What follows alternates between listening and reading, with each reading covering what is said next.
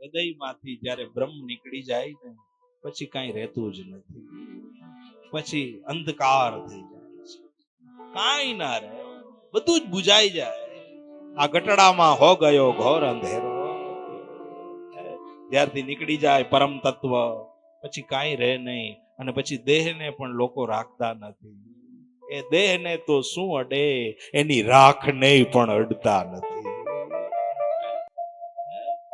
દેહને તો શું અડે પણ એની રાખને અડતા નથી.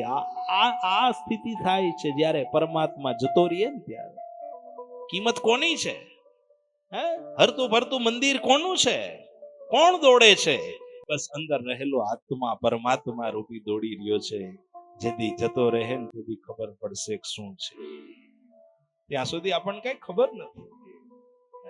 આપણે એવું કોઈ દી યાદ નથી કરતા. આવું ક્યારેક આત્મમંથન કરવું જોઈએ કે જેથી કરીને આપણામાં સભાનતા આવે, આપણી અંદરની સભાનતા જાગૃત થાય.